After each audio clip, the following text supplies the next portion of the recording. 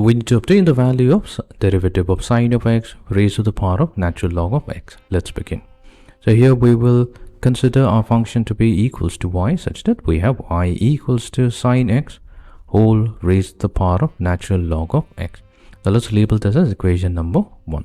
Now what we'll do, we will take the natural log on both sides, such that we have natural log of y equals to natural log of sine x whole raised to the power of log of x. So this gives us natural log of y equals to, so here we're going to use a property of logarithm, which states that if we have natural log of a raised to the power of b, this is equivalent to b times natural log of a. So that means we now have natural log of x. This will be multiplied to natural log of sine of x. Right. Now we will take the derivative on both sides with respect to x. So we have derivative with respect to x of log of y multiplied to derivative with respect to x of log of x times log of sine x. We know the derivative of the logarithmic function ddx of log x, so that's equals to 1 over x. That means we have on the right hand side log of y, that's fine. So we will have 1 over y. But since there's a y instead of x, so we'll have to use the chain rule and multiply it to derivative of y with respect to x.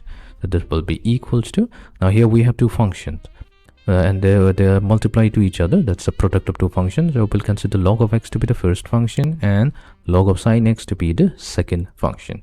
So let's find out. So we'll have the first function multiplied to derivative of the second function, plus the second function, which is log of sine x. This will be multiplied to derivative with respect to x of our first function. Let's find out the value now. So we will have 1 over y multiplied to derivative of y with respect to x equals to log of x. So here we have log of sine x. So if we use derivative of log of x equals to 1 over x, so here we will have 1 over sine x. But since we have sine x instead of x, so we will multiply it to derivative with respect to x of sine x. This is the chain rule. Plus we have log of sine x multiplied to natural derivative of the natural log of x, which will be 1 over x. Fine. So this gives us 1 over y multiplied to derivative of y with respect to x equals to the derivative of the sine function gives us the cosine function. So we have log of x multiplied to cosine x divided by sine x plus log of sine x divided by x. Right. Now we'll multiply throughout with y. So we have derivative of y with respect to x equals to y times log of x. Now the ratio cosine over sine, that's the cotangent function. So we have cotangent of x plus log of sine x divided by x.